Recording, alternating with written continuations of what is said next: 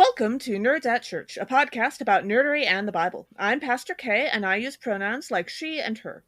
And I'm Pastor Emily, and my pronouns are they, them, theirs. I am Wanda Deifelt, and my pronouns are she, her, and hers. In this episode, we'll discuss the fourth Sunday of Advent, which this year falls on December 19th. Check out the episode description for links to the Bible passages and other references we make in this episode. For our deep dive today into women and gender in the Bible, I am extra excited that we have as our special guest Reverend Dr. Wanda Deifelt, who is professor of religion at Luther College in Decorah, Iowa, which is, of course, where I went to college, and therefore she is my religion and women and gender studies professor, who I love. She is originally from Brazil, where she held the chair of feminist theology at Faculdades EST in São Leopoldo. She is an ordained pastor of the Evangelical Lutheran Church in Brazil and has served as theological advisor for several ecumenical organizations, including the World Council of Churches, the Lutheran World Federation, and the Latin American Council of Churches. Her research and publications address contextual and liberation theologies, gender studies, reproductive rights, ecumenical and interreligious dialogue, and embodiment. Welcome! We're so glad to have you with us. Mm-hmm. So, Wanda, you are one of the first people that helped me really critically think about and explore how women show up in the Bible. And I'm curious if you could tell us a little bit about particular patterns or trends in how women show up. Yeah, I think the first pattern is really silence. You have women being half of the world population, and yet only a small percentage of biblical passage and biblical texts actually reflect that diversity. And so when doing biblical reading and looking particularly for the voices of women, it takes quite a bit of effort to identify that. And then, of course, besides being silenced and oftentimes made invisible, there's also a tendency of subsuming, of making women disappear under the generic nomenclature, like the wordings of household, family, community, people, friends. And we don't always assume that women are part of that cohort. So even women who are not explicitly named are part of that reality. So it takes a lot of suspicion and creativity when reading some of these biblical texts. And I always like to go back to Elizabeth Cady Stanton in the 19th century, when she, as a suffragist, abolitionist, having been so involved in the early stages of race and gender justice, she had attended a abolitionist conference in London. And similar to what she did in the US, she asked for the right to speak. And one of the chairpersons of the meeting, a priest, told her that based on the biblical text that women are not supposed to speak in public, she was not given a voice.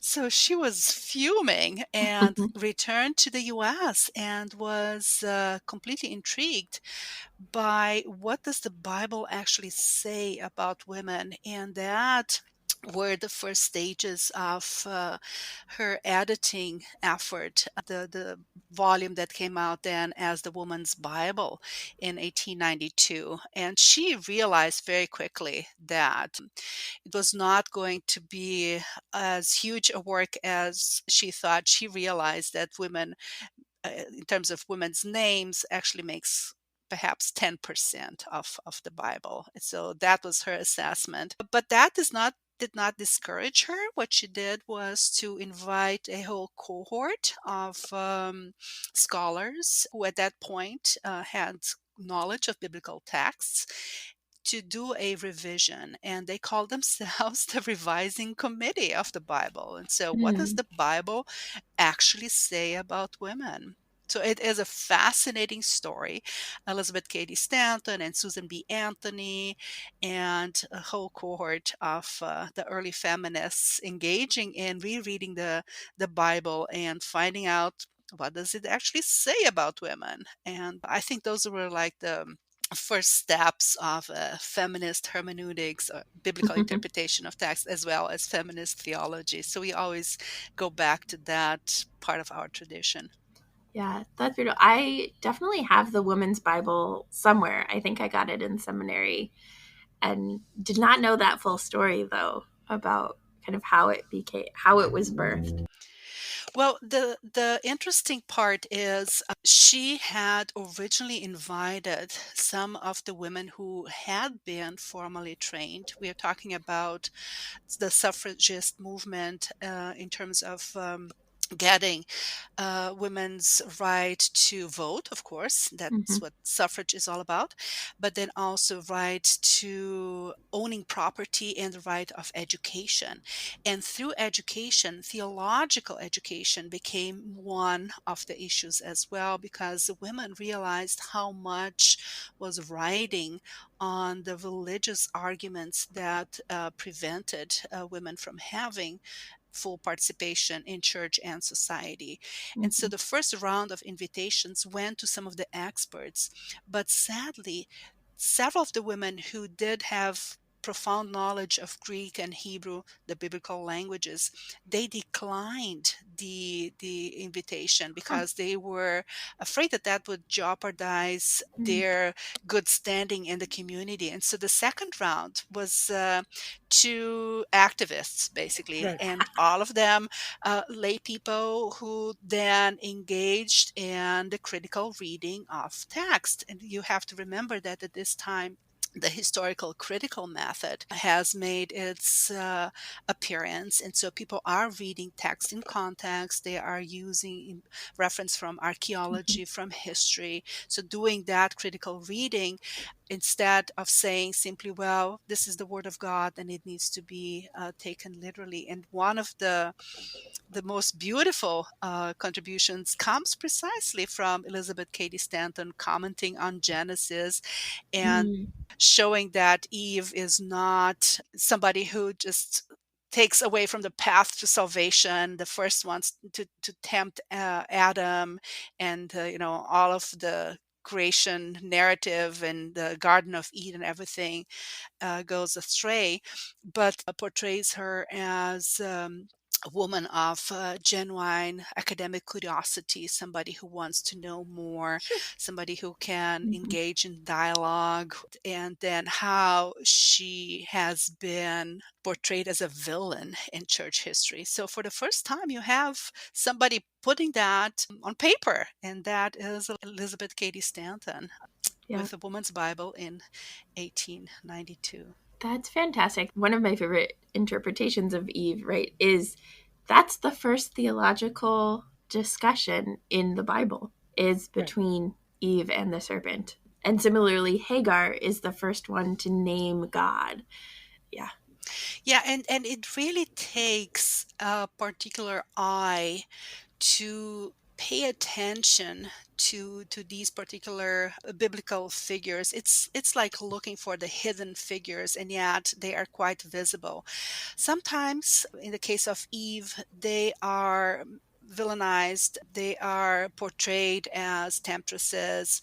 um, so for instance, the church fathers would have described her as the second in the order of creation but the first one to sin, and that serves as a cautionary tale for putting women in charge of any thing that requires decision making, ethical deliberation, or engaging in critical reflection, because see where that led us. And so it really fits into an overarching arc, I would say, of patriarchal narrative of saying, well, Mm.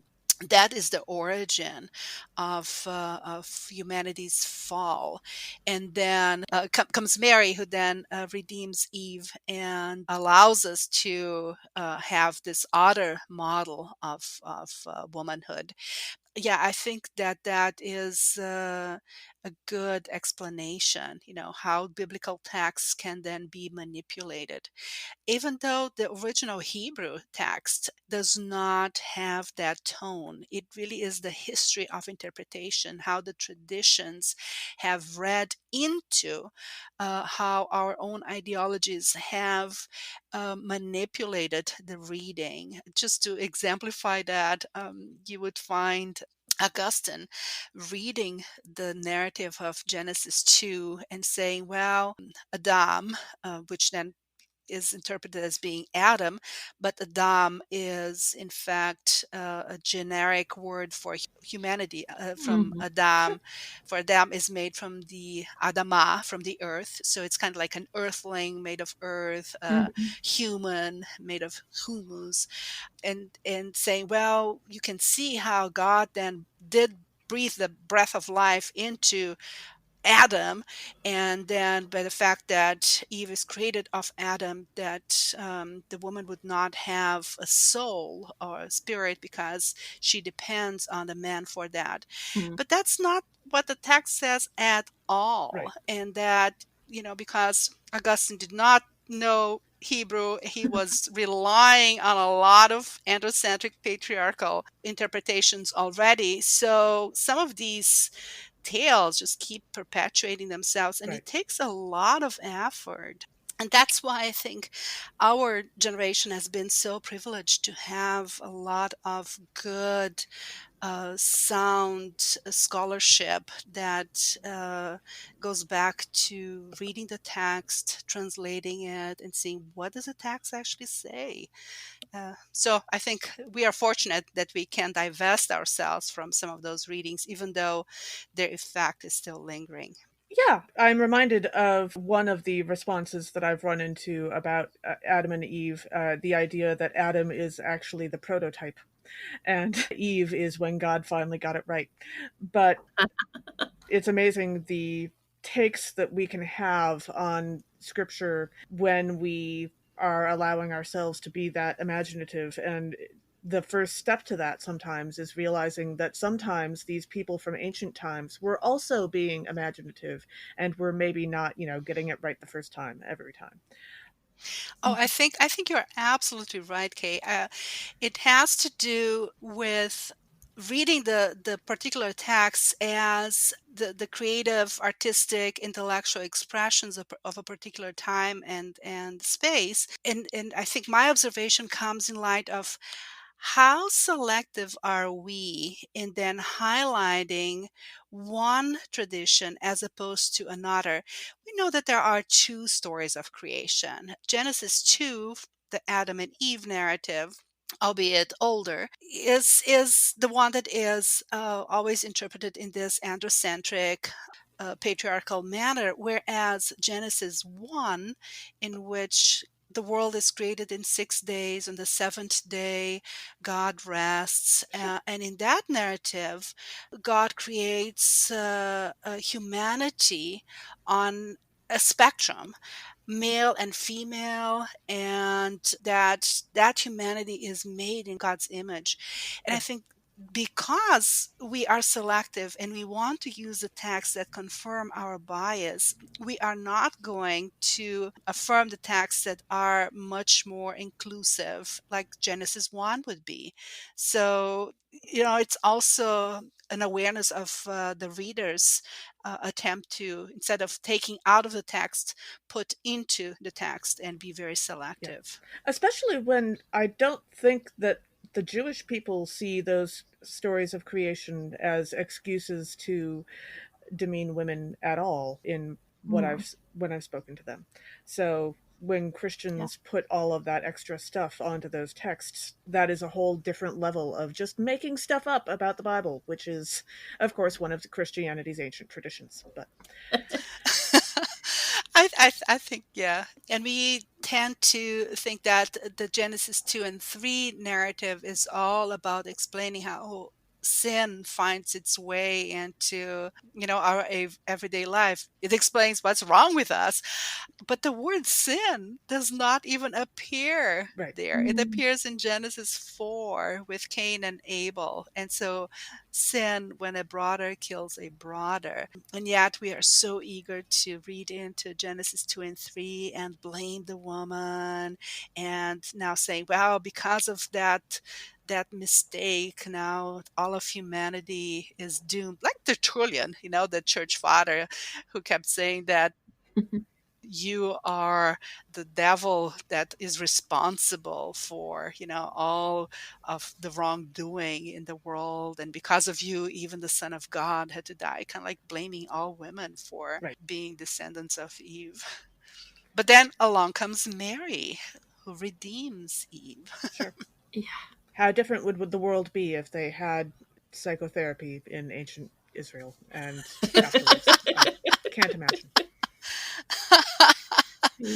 Yeah, yeah, in particular, if you think about the obsession to control women's bodies and how Right. Mhm. threatening that is, the early church fathers like Jerome and Augustine and Tertullian, that I have already mentioned, in always saying that women are the source of all temptation, and they are the ones who are leading men astray, and that's part of the profile, so to say, but all projection. Yeah, right. Like I remember, we don't read it every year, but whenever the reading comes up of if your hand causes you to stumble, cut it off, is like my go-to response for, oh, women cause men to sin. Is like, no, no, no, no, no, no. Jesus is really like the things that are clearer are the things that like get ignored. Right. So killing each other is labeled as sin, but we're still going to have like justified wars and all of that stuff. But this other thing that is having a conversation, temptation, shame, all of that,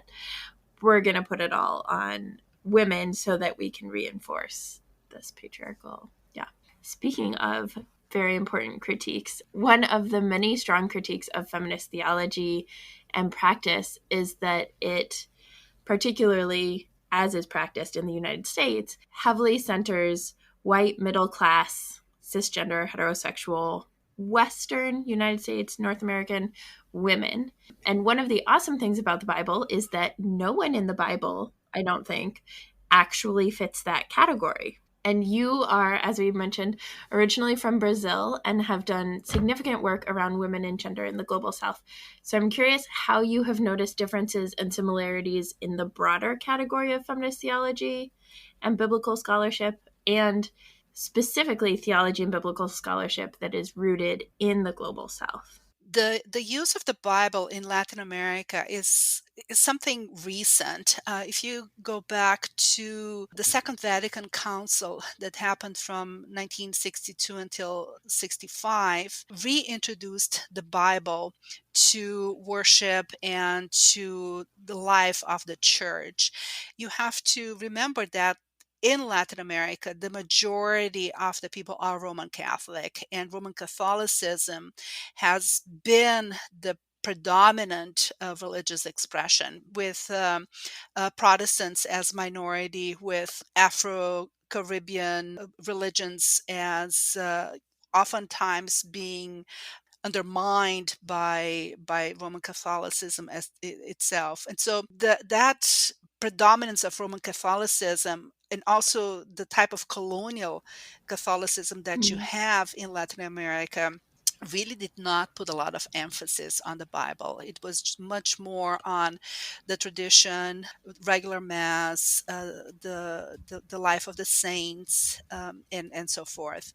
So with the Second Vatican Council, with the development of Latin American liberation theology, the Bible starts in Latin America on a very different note than it did in other parts of the world that were primarily Protestant. So, for instance, whereas in the US, the Bible had been used to justify the secondary role of women, for instance, in the story that I was just sharing about Elizabeth Cady Stanton, Hmm. or if it was used in the US to serve as a form of legitimacy for enslavement, for instance. That was not the case in Latin America. All of this reality existed, but the theological foundation was not necessarily biblical. It was part of the tradition. It was part of a whole set of theological assumptions. So the Bible, in and of itself, did not play that role. But as I said, the theological teachings did. So if you look at the teachings of church fathers that became the predominant modality of teaching in Latin America, you would find that Mary, the mother of Jesus, plays a significant role. And elsewhere, I have written about this quite extensively, that we do have in Latin America a set of values and attitudes that would be descriptive of male attitude in society, and we call that machismo. Machismo basically defends that men are superior to women. They have much more authority. Their physical strength gives them much power in society. They're much more responsible for public affairs, whether that would be politics or economics. It also allows them double moral standards. Whereas the other side of the coin would be, what are the expectations for women then? And that can be summarized by Marianismo. Marianismo is the worshiping of Mary. So you have machismo and Marianismo as the two sets of attitudes that are expected both of males, machismo, and of women, Marianismo. And what does Mary stand for? Mary stands for virginity, for purity. Mary is both a virgin and a mother. And so those are the social expectations towards women. If you are not married, then a virgin. If you are married, then a mother. Then, of course, Mary, being both a virgin and a mother, makes that a rather difficult Yeah. ideal to attain. It's a Mhm. little bit tricky, Mhm. but that set of standards then places a much more catered expectations, set of expectations for women, that women are supposed to be pure, they're supposed to be virginal, they're supposed to be maternal. And Mm. from that, from this ideal of Mary, that comes a lot from art, from stories, from part of the tradition of the church itself. You just broadcast that as a what would be expected of women in general. Sure. And Mm. that affects general morality, even if, for instance, I'm not Catholic, but those are the moral standards Right. that spill over into culture and society. So Mhm. virginity or motherhood. Sure. I was also thinking about Mary and Elizabeth in the gospel because it's the gospel for this episode, but thinking about the way that their encounter highlights the unexpected ways that God shows up, both personally, in this case, both of them are pregnant, and also structurally, thinking about the Magnificat and what Mary has to say about that. And there are so many churches, and I know when I was at Luther College, our Wednesday evening worship almost every week would use the Holden Evening Prayer, which is a liturgy based around the Magnificat. And many churches love the Magnificat, but I don't know that they always pay attention to the words of the Magnificat as much, right? Yeah. It's really easy when it's set to such beautiful music to not hear all of the meaning behind it. So I'm curious if you could tell us some more about what the Magnificat really gets at the heart. First, about the context in Luke, I think the encounter between Elizabeth and Mary is so powerful, as you highlighted, there are so few instances of heart to heart, honest dialogues between women in the Bible, and so celebrate that. Um, Another thing that I find always fascinating is the age discrepancy between these two women. Mm-hmm. You have an old woman, you have a very young woman, and that ageism is completely, blown away here. But Mm-hmm. giving voice, the older generation giving voice, listening to what the younger generation has to say, and that comes, as you were saying, Emily, also in the styles of worship. It's because that creativity has no limit. And so, looking at ways of expressing grace, acceptance, love, compassion, and doing it in ways that can reach a larger number of people. And I think that that is completely what the good news is. And so, not always having to have the word, like the older people who are more seasoned, they have the final word, but sometimes that it comes out of the mouth of babes, Mm-hmm. so Mm-hmm. listening to that as well, and being open to that revelation that comes sometimes from very unexpected places. So the wisdom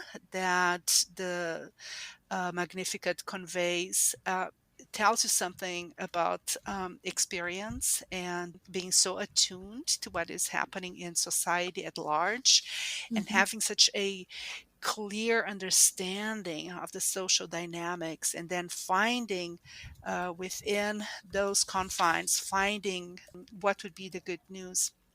And you're absolutely right that, especially in the global north, the Magnificat is read in a very spiritual manner. And so, by spiritualizing the message that the poor are.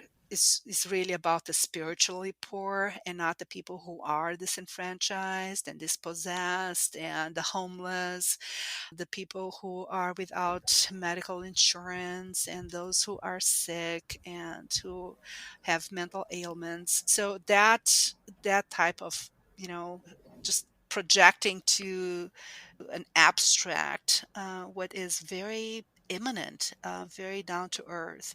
I think it's one of the big flaws of our interpretation of the Magnificat, because what the Magnificat does, it just creates this platform for social justice. And Martin Luther actually, he got it, in spite Yeah. of all of his limitations. In his commentary to the Magnificat, he says that the Magnificat should be the bedside reading for anybody who is in any leadership position. And whether you be a politician or part of a presbytery, in local governance, that should be your book of reference. In terms of the inversions that happen in the text, saying that God puts the world upside down, and to those who are strong, who think that they have it all, they will be dethroned, and just scattering those who are proud, and lifting the lowly, sending the rich away empty, but filling the hungry with good things. And so that's an agenda. That's a Mm-hmm. platform, and it should serve, us in churches, in our relationships with each other, and saying, I'm not just going to confirm your bias. I'm going to give you an alternative view, and thinking not what you want, but what you need. And Mm-hmm. what we need is that, some people be scattered in their proud and ambitious ways, and their greed and self-centeredness, and those who are devoid of the means to survive, and just scrape by, that they will be fed, that they will be clothed, that they will be housed, and that is part of the good news. Mm-hmm. Sure. So when I was thinking about having the chance to talk to you, Dr. Deifelt, two books came to mind that have been very powerful in my formation as a woman theologian in the church. And the first one was Dr. Uta Rank-Heinemann's Eunuchs for the Kingdom of Heaven, which was my first experience of someone writing a book that was basically, I am so mad at the church I could spit, so here I'm going to weaponize my academia at you. And that was magnificently empowering reading it as a young college student, although I will admit that the book is kind of dated now. But if you want someone's experience of sustained rage and an adrenaline rush, it'll do that. And then much more recently, I read Dr. Beth Allison Barr's The Making of Biblical Womanhood, which very handily wrapped up a bunch of my thoughts on a conversation that honestly I'm never all that interested in having. The whole argument about whether women should be ordained is kind of boring to me. I don't, that is not what I signed up for. And so now it's in a nice little package that I can literally hand to people, and that is so helpful. And I appreciate that. So I was wondering if you have any books that were central to your formation that you would like to recommend to our nerdy listeners. I was a student of Rosemary Radford Ruther. Ooh. Yeah, and so as she was writing her books, I was reading them, and so I served as her assistant for many years during my doctoral studies. And so Mm-hmm. her writings have always been very important to me, not only from an academic perspective, but then also because of the personal connection. Mm-hmm. And then, of course, authors like Elizabeth Cady Stanton, and if we go back to 19th century writings, so it's quite a large number of people who have inspired me. Also, the Latin American authors that these are my friends who are producing and incredible creativity.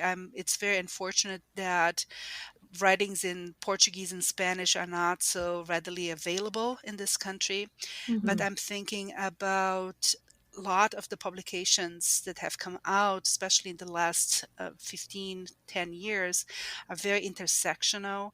They are very concerned about the overlap between race, class, and gender, and phenomenal publications in terms of queer theology. So that's part of the, I would say, the where I'm getting my inspiration from. Sure. So I'm thinking about the writings of Andrea Muskopf, who is a Mm. queer scholar, Elaine Neufeld, Marcia Blasi, Nancy Cardoso Pereira, Maricel Mena Lopes, who is a Colombian Afro-Caribbean writer. Several of them, as I was mentioning, they are Brazilians, and so they write in Portuguese. And so I'm very fortunate to be able to read their material. A very good friend of mine, of course, is Ivone Gebara, who has done phenomenal work also on ecofeminism. So yeah, there's so much wealth and creativity and just engagement and commitment in showing how relevant and urgent this work actually is. Mhm. I remember one book that we read in one of your classes was With Gender and Compassion? No, With Passion and Compassion. Is that the book? That is, yeah, that's a book. Because I am from the global south, I have been always very interested in exposing students to voices that they would otherwise not be familiar with. And so there's a collection titled With Passion and Compassion, and you'll have a variety of scholars, feminist scholars, womanist scholars, who address biblical theological themes and do so from the perspective of the global south. Yes. The books that I read in my intro to theology class with you are the ones that like stuck with me both as an undergrad and going into seminary and ministry, but they're also books that were so accessible. Like you can be in Christian theology classes and have the like textbooks, and especially when you were talking about how frequently or infrequently books are translated from what is happening academically in the global south, theologically, even when it is translated, it's frequently translated into this really high academic language. So I think about Marcella Althaus Reed and Indecent Theology that goes from being fairly accessible to this like very high academic language that makes it harder for people who are reading it in English to understand it. And the books that you frequently chose, like With Passion and Compassion, were so grounded and accessible and like not just easy reads, but fun and engaging and like made me think in really great ways. That's one of my personal beliefs, is that everybody should have good theological education, and it should not be a privilege of future pastors or theologians. And it stems from Luther's own understanding of the priesthood of all baptized believers. And that is why I decided to do a career change and teaching at a Lutheran seminary in Brazil and a graduate program that had master's and doctoral students. And I have done that for a huge chunk of my life, and wanting to live accordingly and to teach at the liberal arts college that would expose me also to the interdisciplinary conversations. And how do you talk religion, theology with students who are music majors and bio majors and chemistry majors, and I think that makes the conversation so interesting Yeah. and so rewarding, so we can find a common language that is accessible to everybody. The old idea of theology is queen of the sciences, and therefore anyone can. Yeah. I don't think that that still applies, Not but that not was the exactly, scholastic model. but there's a universality to theology with that too. Not just I wasn't just focusing on the idea of it being superior, but also the idea that it can apply to literally any part of life, any part of the sciences. I think that we do have a deficit in this country in terms of religious education, religious literacy in general. We assume that people know, and they don't. Right. So, coming with a lot of preconceived ideas without the necessary in-depth reading, whether it be of biblical texts or of tradition, and some of the most common assumptions that people have, and just saying, well, I'm not interested in this particular topic. That's one thing, but then to say, well, I already know about this particular topic, that's something else. And I think that that's part of the challenge of pastors, of educators, in raising this awareness that we are not as literate as we think we are in terms of knowledge of religion or Bible. And that is why I so welcome the idea of having creative takes on the conversation, like your podcast, Nerds at Church, and it's making it fun and light and educational, and just inviting more people to be part of the conversation too. Yeah. So if you're listening to this, give yourself a pat on your back. Indeed. Yes. So our first reading for this episode is from Micah chapter 5, verses 2 through 5a. Micah prophesies that a ruler of Israel will come from Bethlehem, born to an ancient bloodline, and bring peace to Israel. So one of the themes in this passage is the idea of security, right? Kay said in the summary, bringing peace to Israel, but also bringing security to Israel. Yes. So it got me thinking about what does and does not provide security. And our longtime listeners of the podcast will know that I have particular opinions about who people say are public safety and provide public safety and who actually does. Yeah. But I was thinking about the young adult novel Monday's Not Coming, where a child disappears and the main character's best friend disappears, and she is the one who keeps going after the child, like trying to figure out what's going on with the child. And all of these other people who are supposed to be the ones to provide security, so the social workers, the teachers at school, the administration at school, all of them are not providing the security. Their welfare checks don't get all the way followed through on, all of that stuff. And so thinking about this in those terms, and the way that Micah is holding up like this future person to provide security, and will they provide this security? Will they provide security in the way that it is needed? Yeah. Yeah. And I mean, to what extent is it even possible to provide security for people as humans too?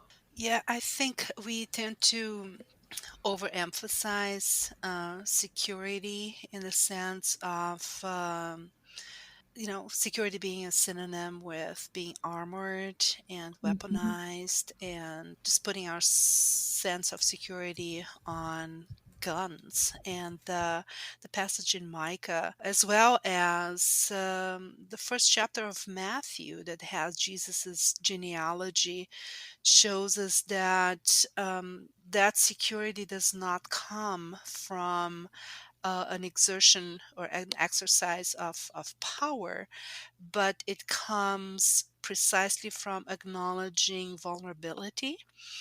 And that vulnerability is the type of it's a type of reality that encompasses all of our humanity, and we can only be truly human, accountable to each other, and looking out and caring for each other if we can realize how interdependent and vulnerable we actually are.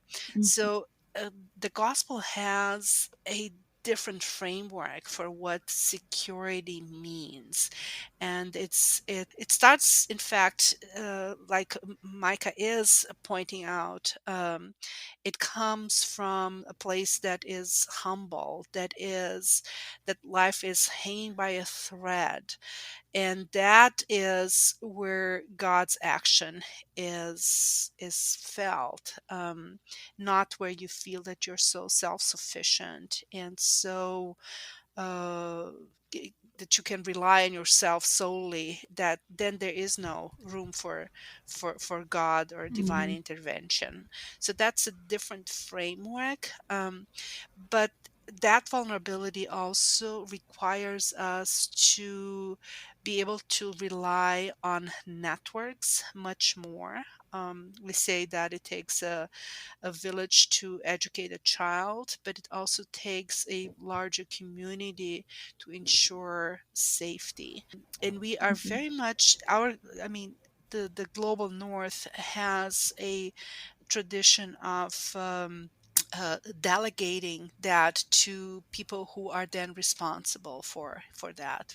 Whether it be the police, whether it be social agencies, welfare, and so forth, as opposed to bringing that responsibility back to communities.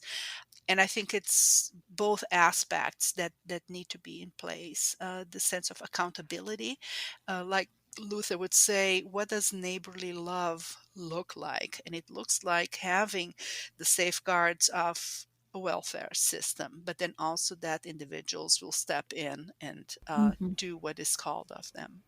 Yeah.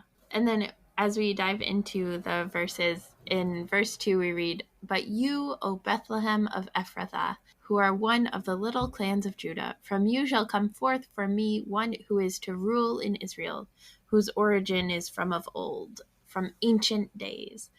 And I couldn't help but think about the show Avatar: The Last Airbender, and the Avatar. So I watched Korra, the newer Avatar series, before I watched Avatar: Last Airbender, and so then I went back, and the Avatar is this 100-year-old kid. So it's this kid whose origins are from of old, from ancient days, but got frozen in time for 100 years before coming back, and is now in the place to bring that new opportunity and the safety, to start to try and bring the safety from Sure. particularly the Fire Nation, but others. Yeah. I think the continuum is the fact that during those years between Micah and what you find in the first century is that some people are the little people, some people are the little clans. And here you have this little clan of Judah that is mentioned in Micah. And you think about, yeah, what good can come of Nazareth, Mm, of that particular household? Aren't you the son of a carpenter? And so thinking that nothing good can come of people who are of humble background, or that being under the power of the Roman Empire, that nothing good could be expected from this colony. And that just blows our mind, because we think, yeah, God works in mysterious ways. And here's that for your thought. Yeah. yeah. So when we reach verse 3, we read, "Therefore he shall give them up until the time when she who is in labor has brought forth. Then the rest of his kindred shall return to the people of Israel." And I was kind of surprised as I read this verse because I don't think I have ever actually noticed the reference to pregnancy and childbirth in this passage before. Mm, And that reminded me of a couple years ago, I was asked under a particular set of circumstances that explain why this question was asked of me at the time. If I wanted to write a column for an organization about being childless and especially feeling it during Advent. But the odd thing is, I had to turn them down because honestly, I never really focus on Mary being pregnant during Advent. mm, During the Advent readings, there are a million other things going on. John the Baptist is pretty much constantly yelling at people about one thing or another. There's all these prophecies and a whole bunch of other stuff. And so it makes me think of the movie Saved, which on the surface, that movie is about a pregnant teen who is going through the process of pregnancy. But ultimately speaking, it is about so much more than that, that there are parts where you barely even notice she's pregnant because you're focused on all the other stuff going on. mm. And that's what it made me think of. But just, it's amazing how we all wind up focusing on different things during various seasons and in various Bible passages. So, yeah. I was thinking about this, the question about being childless during Advent, as the imperative of motherhood. It's like Mm, compulsory motherhood that is For a lot of people. imposed on Yeah. women. It's just because 100% of the mothers are women, that means that 100% of the women are supposed to be mothers, and that motherhood is not a choice. And I think, given the current situation in this country, with the restrictions on contraception, mm, that how being a mother is no longer a matter of free will. And remember, Mary had to consent. yeah. Right. That is crucial. And to read the current political climate vis-a-vis contraception, access to birth control, that not every woman needs to be a mother, and that it's still a matter of choice. Mhm, And for me personally, as somebody who was not born in this country, for a country that does idealize motherhood so much, why isn't there enough infrastructure for mothers? I mean, mhm. it's like this country doesn't even have a decent maternity or paternity leave. It Yeah. does not offer you affordable childcare. And if all those things were true, my life situation might be very different. But Right. Exactly. And so it's very hypocritical that you will affirm being pro-life, but it's not pro-quality of life. Yeah. It's all about being very selective about what you find as that this motherhood should entail. And so that's what makes me think. And I think the engagement of folks on this particular issue, I think we should have much more in terms of childcare, in terms of maternity and paternity leave. I think in terms of Mhm. vacation, paid vacation, the US in particular is very, very backwards on this. Yeah. Our second reading, so as we mentioned, as we've been going through Advent, our Psalms have been not Psalms, and so we've been including them more in our episodes. And so our reading for the Psalm is actually the Magnificat, Mary's Magnificat. So Luke chapter 1, verses 46b through 55. Mary compares how God has favored her, an ordinary woman who carries God's own child, with how God lifts up the poor and powerless and overthrows the powerful in her great song of thanksgiving, the Magnificat. So, one of the themes in the Magnificat is the idea of revolution, of upending. And you kind of talked about this some, Rhonda, in our deep dive, but the idea of turning things over. And the two examples that like came to mind are, I'm currently on in the second season of the TV show Westworld, and so there's this whole world created with AI characters, artificial intelligence characters, and then they realize that they are in this like playground for humans to kill anybody they want. It's like the Wild West. So to kill anybody they want, to have sex with anybody they want, that whole thing. And so when they finally gain the awareness to resist, their revolution is a violent and bloody revolution because that's what humans have been doing to them. So there's like that on one side. And then on the other side is like the news that recently came out because it's 20 years since the first Harry Potter movies were made. And the cast actually said that J.K. Rowling was not allowed to participate because she is a TERF, a trans exclusive radical feminist. And so those are two very different ways of engaging in a revolution, and I don't think either are perfect, but also they just give like this whole other idea and way of there are a million ways to resist and to have a revolution. Sure. So when we reach verse 46b, we read, "And Mary said, 'My soul magnifies the Lord.'" And Advent 4 is actually one of my very favorite children's sermons to give because I like to take a magnifying glass up front and ask the kids, what does it mean to have a soul that magnifies God? What does it mean to have a soul that makes God easier for others to see? And that also makes me wonder what or who other types of souls can magnify. Like, if there are some people who magnify God, there must be people who magnify all kinds of other things. Right? Which reminds me of a episode of the TV show Babylon 5, where there is a character who is on the space station who is from another alien planet, and they see a Daffy Duck poster that one of the Earth characters has, and they ask about it, and it's a longer conversation, but essentially Daffy is explained as a household god of frustration because it turns out this alien culture does not have cartoons. And that kind of fits when you think about Daffy, really. Yeah. And I have certainly known people who magnify frustration absolutely no problem in their lives. So there are, I'm sure, other people that also magnify other things, but I appreciate the thought. Yeah. So, Kay, I want to learn, what do the kids say about magnifying God? What do they Well, say? first, they are usually very fascinated by the magnifying glass. When I'm doing a children's sermon, it's usually with 3 and 4 year olds.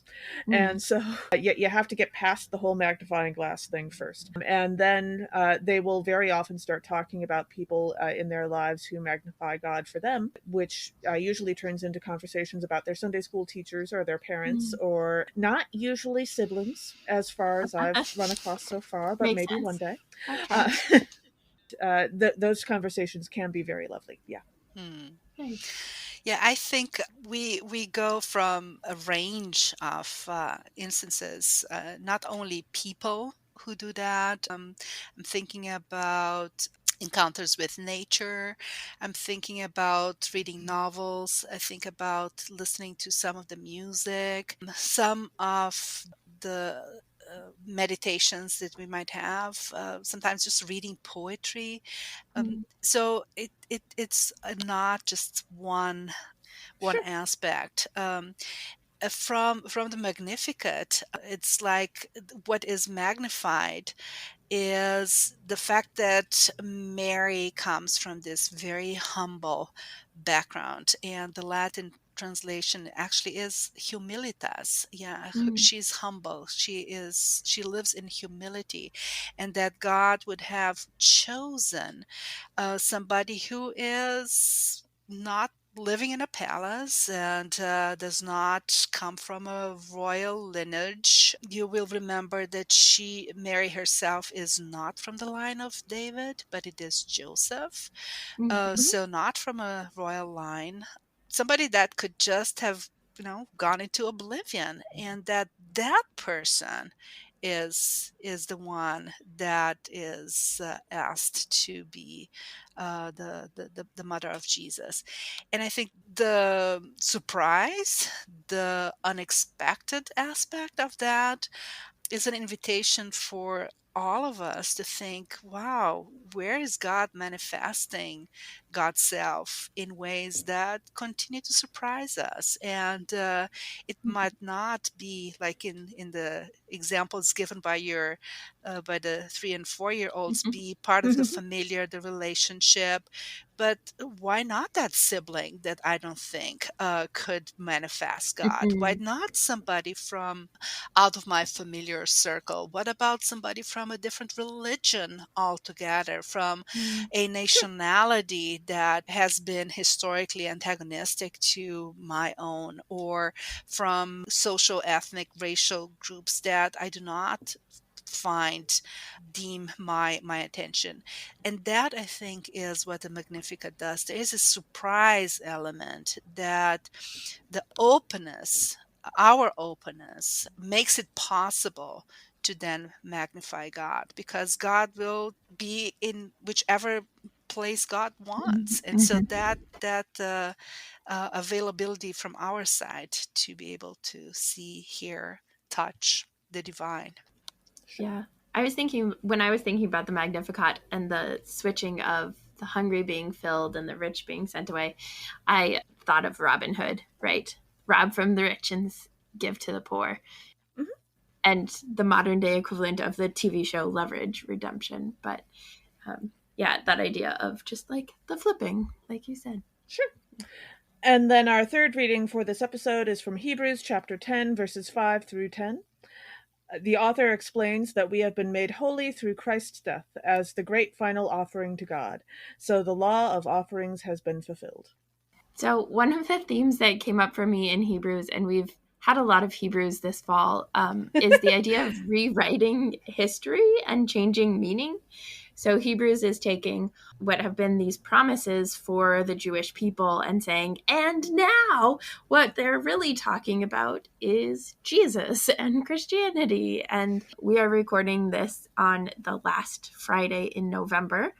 And so I'm also thinking about Thanksgiving and Truthsgiving and Thanks taking and the different ways that that particular holiday has evolved to be lifted up as this like family time celebration thing, and the reality of it that it is a day of mourning for many Native people, Yeah, and actually like represents violence and oppression, but we've rewritten it into this like cheerful loving thing. And so that reminder that I need as a Christian especially of the promises for the Jewish people are still the promises for the Jewish people.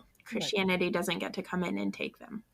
In adding to that, how one among the many interpretations of the cross has become the prevalent one, which is this vicarious death Mm, of Jesus on the cross, and taking upon all the sins of the world and washing them with Jesus' own blood. But that is one of many interpretations. And of course, this one seems to fit better with our own mentality, because then there is little that we need to do. Jesus takes our sins upon himself, and then we have no more responsibility. But as Dietrich Bonhoeffer so well pointed out, it becomes cheap grace because, you know, everything has been fulfilled. So we can just basically lay in our hammocks and drink our margaritas, and that's it for what Christian life entails, as opposed to acknowledging, like Bonhoeffer did, that this is a very costly grace, and the cost of Jesus' death comes at a reality of empire in terms of persecution and being accountable to his own actions and deeds, and carrying that the cross as a consequence of Jesus' life and ministry. And so I think we have tended to also romanticize that cross. The cross is an instrument of torture. And why do we idealize an instrument of torture? Is because we want to say no more death, no more suffering, no more torture, no more imposing a lifestyle that kills others. But that type of message is countercultural, and that is why the Magnificat invites us again and again to turn the table, things flips things upside down, and wants us to think about this truth giving and thanksgiving, that we need to be thankful and appreciative, but then also the liberating that comes from telling the truth in our own part in this reality. So I think you are onto something. Yeah, so thank you. Yeah. And then on a much lighter note, in verse 5, when I read, "Consequently, when Christ came into the world, he said, 'Sacrifices and offerings you have not desired, but a body you have prepared for me.'" And I think actually when Christ came into the world, probably it was just a lot of crying. Probably, yeah. Unless it was a Benjamin Button situation where Jesus enters the world as a really, really old person and then slowly becomes a baby. Probably not our. I think the Bible would have mentioned that. And then when we reach verse 6, we read, "In burnt offerings and sin offerings you have taken no pleasure."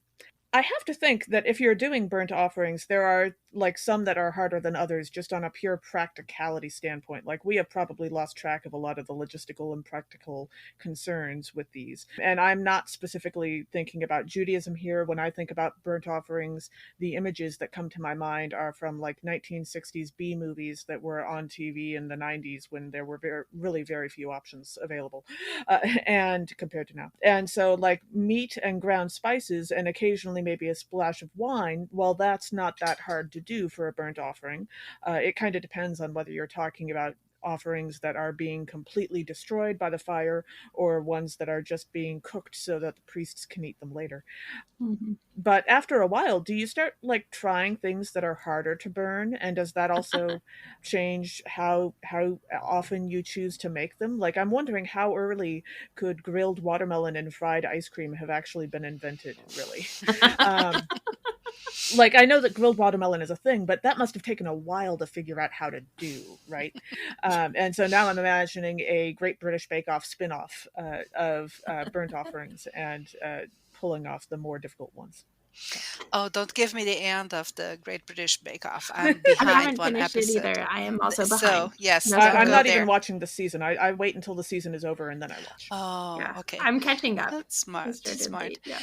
So our final reading for today is Luke chapter 1, verses 39 through 45, with the option of verses 46 through 55, which we tackled earlier in the psalm. Mary and Elizabeth, cousins who are both pregnant by God's miracle, meet joyfully.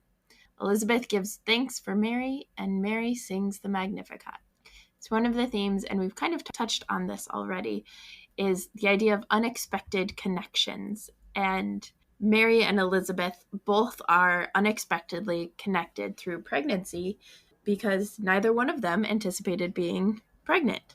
Elizabeth had a surprise birth in old age, and Mary in her youth. And it reminded me of this graphic novel that I received from a friend several years ago called American Born Chinese. And the story follows three different main characters. One is a kung fu practicing monkey king of Flower Fruit Mountain, which is a character out of classic 16th century Chinese novel Journey to the West. And then a child of Chinese immigrants named Jin Wang. And then Danny, an all American boy, and his Chinese cousin, Ching Qi. And it traces all three of them in very different ways. And then towards the end of the novel, as might be expected, they all have this unexpected like coming together of their three stories. And I love that particular way of coming together in those three stories because they feel the stories themselves feel disconnected at first, and then when they come together it's like, oh, that makes sense and that makes sense. And that feels like what happens in Mary and Elizabeth's encounter in this reading, that they're both separately pregnant and then they come together and the fetus in Elizabeth's uterus is like, hey there. And it's like, oh, that's what's going on. Yeah, I'm going to put this book that you mentioned on my list of readings. Sounds fascinating. I think you would like it. Yeah, I always like witty and smart readings. Yeah, the unexpected, the old and the young, and that there is a common experience. And I think that for me is really inspiring, thinking that people who are different can have shared experiences and they can build bridges among that. Maybe that is a shared human trait. Maybe it is that even people who speak different languages and different cultures and different racial ethnic backgrounds, different position in their gender fluidity, that yes, that is something that connects, Mm-hmm. and it might be something as unexpected as a pregnancy in old age or a pregnancy in your young age. And so that the openness for that, I think, is the invitation for us to find these points of contact, and being curious about other people and wanting to learn more and know more and being open to experience that as well. Mm-hmm. And I think that applies to different nationalities. I think it applies to people from different age groups and different cultures, different religions, and thinking about where does the divine manifest itself. And so all the modalities that you have described, and I agree with that. Yeah. And in verse 40, we read, where she entered the house of Zechariah and greeted Elizabeth. And I have to say, I don't know that it's accurate or not, but I'm getting the mental image here of Mary just speed walking right past Zechariah when she walks into the house. Or maybe he was like in the naughty corner because God essentially put him in timeout, right? Like that's what not being able to talk means. Right. And why would you greet someone who can't greet you back, maybe? Yeah, well, I mean, I'm sure he could. Like, I presume true. that maybe Like waving wasn't wave. exactly a thing back then, but like, I'm sure they had methods for people who couldn't talk. But still, I also, there's a difference between not being able to speak and being able to speak because God specifically shut you up. Like, and if you're carrying God's child, I think speed walking right past that guy is a reasonable choice. Mm-hmm. And that makes me think of the musical Hamilton when Angelica comes back from England and Alexander thinks that she's there to support him, but no, of course not. She's there to support her sister because her sister's husband just went very public with his affair and managed to, tank his marriage and make a public spectacle of his wife. And so her sister needs her. And so she walks right by Alexander and goes right to Eliza. Yeah, that's a beautiful. I hadn't thought of that. I really like that. Mm-hmm. And then in verse 45, we read, "And blessed is she who believed that there would be fulfillment of what was spoken to her by God."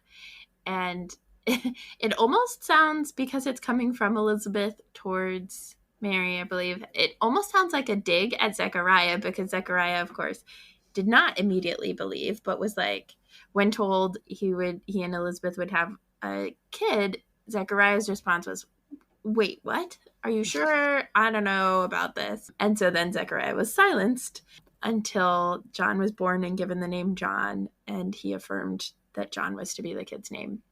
And so it was just that like particular blessed is she, because so frequently the default pronouns are he pronouns in what we have for scripture and our interpretations, to have specifically blessed is she who believed. Yeah, was just like this thing. And then it reminded me of this tabletop role-playing game book that I have that has like different ideas for like world building and stuff. It's called Thirsty Sword Lesbians.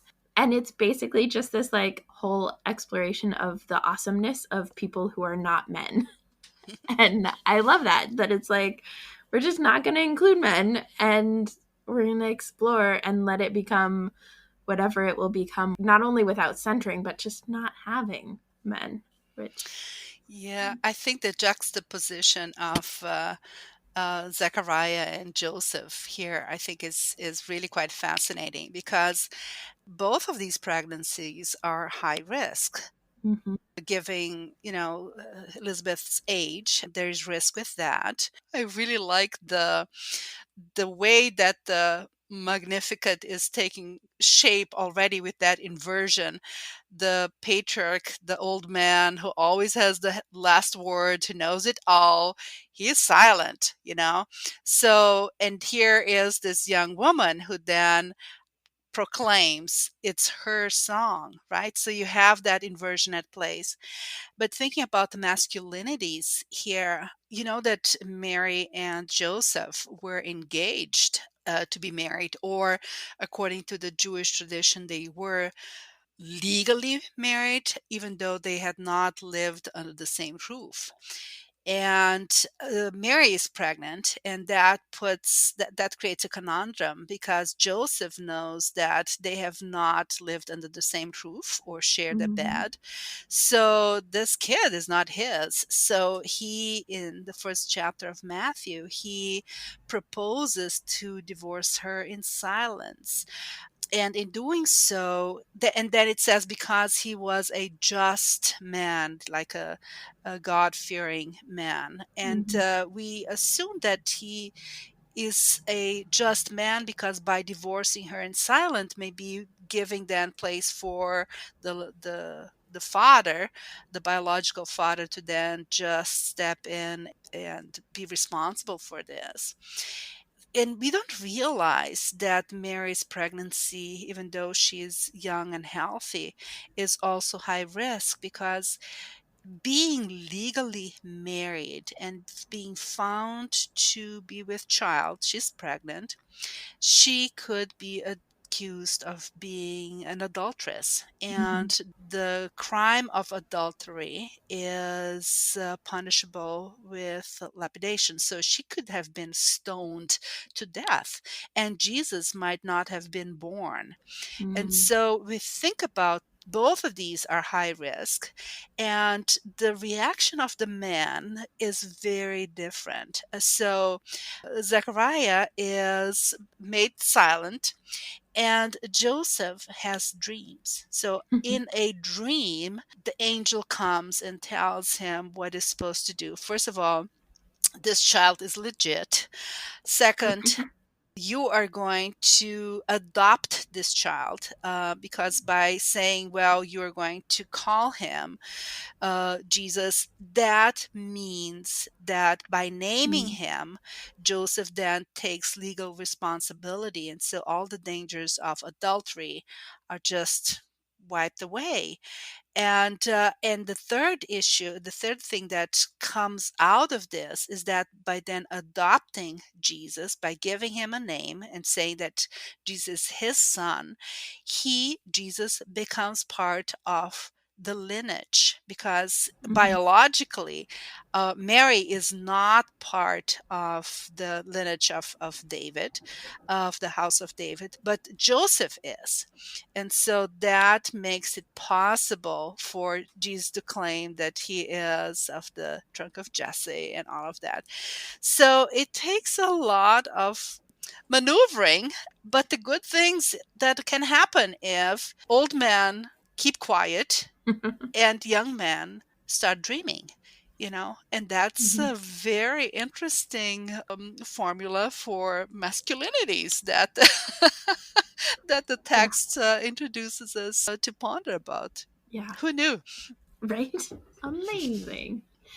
So, Vanda, any other thoughts on life, the universe, and everything?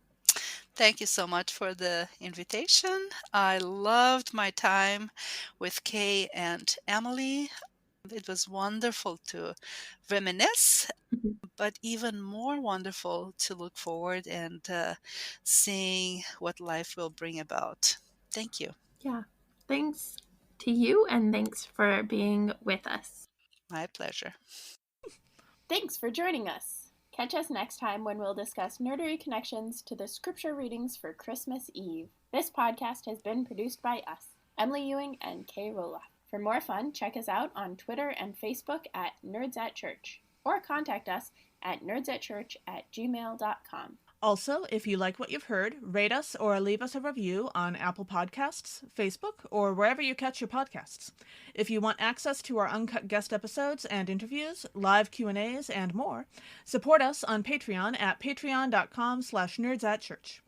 As the ancient Christians said, Pax Pax vobiscum. Vobiscum. vobiscum.